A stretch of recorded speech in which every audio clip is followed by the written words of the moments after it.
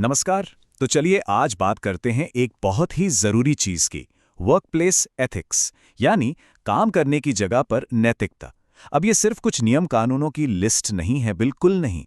ये तो एक ऐसा ढांचा है जो हमें न सिर्फ कामयाब बनाता है बल्कि एक ऐसा प्रोफेशनल बनाता है जिसकी सब इज्जत करें।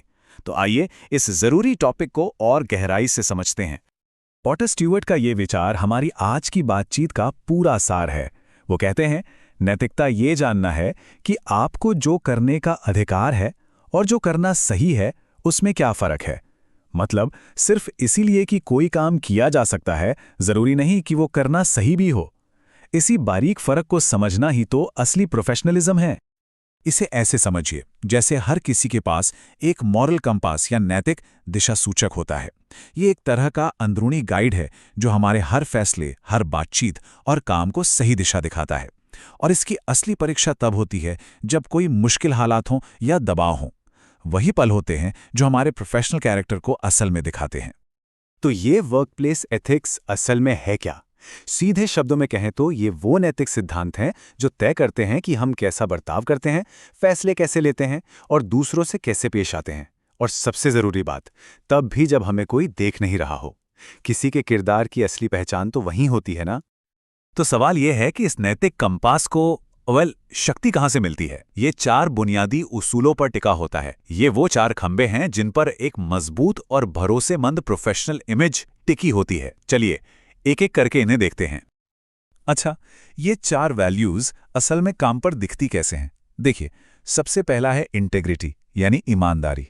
इसका सीधा मतलब है हमेशा सही काम करना। जैसे कोई गलती हो जाए तो उसे छुपाने के बजाय मान लेना। दूसरा है रिस्पेक्ट, यानी सम्मान। मतलब हर किसी से इज्जत से पेश आना, जैसे किसी की बात बिना टोके ध्यान से सुनना। तीसरा है अकाउंटेबिलिटी, यानी जवाबदेही।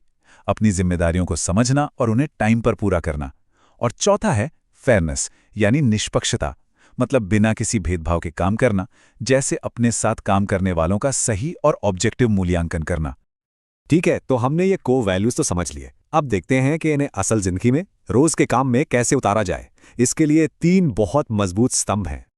पहला स्तंभ है समय की पाबंदी। ये सिर्फ घड़ी देकर टाइम पर पहुंचने की बात नहीं है। समय पर होना बिना कुछ कहे ये बताता है कि कोई कितना प्रोफेशनल है और दूसरों के वक्त की कितनी कद्र करता है। ये एक बहुत पावरफुल साइलेंट स्टेटमेंट है। और देखिए, समय पर होने का असर कितना गहरा होता है। इससे भरोसा बनता है, क्रेडिबिलिटी बढ़ती है, ये टीम के शेड्यूल के लिए सम्मान दिखाता है। और तो और इससे सबका स्ट्रेस कम होता है और प्रोडक्टिविटी बढ़ती है। और हाँ, एक छोटी सी टिप, किसी भी मीटिंग में 5-10 मिनट पहले पहुंचना प्रोफेशनलिज्म की एक शानदार निशानी है। हमारा दूसरा स्तंभ है विश्वास। समझिए, ये वो गोंद है जो किसी भी टीम को जोड़कर रखता है। अगर विश्वास नहीं है तो बड़ी से बड़ी प्लानिंग भी फेल हो सकती है। लेकिन जहां भरोसा होता है वहां टीमें कमाल कर जाती हैं। तो फिर ये विश्वास बनता कैसे है? कोई रॉकेट साइंस नहीं है, बस कुछ छोटी छोटी मगर लगातार की जाने वाली आदतें हैं। जैसे वादे निभाना, जो कहा वो करना, बातें साफ साफ करना, दूसरों के अच्छे काम का क्रेडिट उन्हें देना, कोई भी सेंसिटिव जानकारी जिम्मेदारी से संभालना, और हाँ, अपनी गलतियों को झट से मानकर उन्हें सुधारना। ये सब मिलकर ही तो विश्वास की मजबूत नींव तैयार करते हैं। और हमारा तीसरा और बेहद जरूरी स्तंभ है गोपनीयता। ये एक प्रोफेशनल की मैच्योरिटी का सबसे बड़ा सबूत होता है। हर ऑर्गेनाइजेशन में कुछ बातें, कुछ जानकारी ऐसी होती है जो कॉन्फिडेंशियल होती है, और उसे सुरक्षित रखना हमारी एक बड़ी जिम्मेदारी है। इसका एक सीधा साधा सुनहरा नियम है, जो काम पर प्राइवेट है वो प्राइवेट ही रहता है। इसका मतलब है कि ऑफिस की अंदरूनी रिपोर्ट या क्लाइंट की डिटेल्स बाहर किसी से शेयर ना करें। ऑफिस की गॉसिप या किसी के पर्सनल एचआर मामलों पर बात करने से हमेशा बचें। और अपनी फाइलों, पासवर्ड्स और मीटिंग नोट्स को भी जिम्मेदारी से सुरक्षित रखें। सिद्धांतों के बारे में बात करना तो आसान है ना? असली परीक्षा तो तब होती है जब उन्हें असलियत में आजमाना पड़ता है। चलिए अब कुछ ऐसी ही रियल लाइफ सिचुएशंस को देखते हैं जहां हमारी नैतिकता परखी जाती है। चलिए कुछ सिचुएशंस देखते हैं। मान लीजिए किसी ने अपने टीममेट की बुराई सुनी, तो सबसे सही रिएक्शन क्या होगा?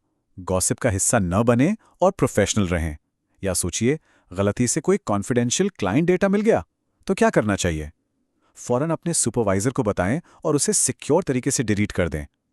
अगर किसी जरूरी मीटिंग के लिए लेट हो रहे हैं तो पहले ही बता दें, माफी मांगें और उस समय की भरपाई करें। और अगर कोई दोस्त कंपनी की अंदरूनी जानकारी मांगे तो विनम्रता से मना कर दें और उसे गोपनीयता के नियम समझाएं। तो अब जब हमने ये सब समझ लिया है, तो सबसे जरूरी कदम है इसे एक्शन में बदलना। चलिए बात करते हैं एक पर्सनल एथिक्स प्लेज, यानी एक व्यक्तिगत नैतिक प्रतिज्ञा बनाने की। ये एक वादा होगा जो हमें अपने प्रोफेशनल सफर में सही रास्ते पर बने रहने में मदद करेगा।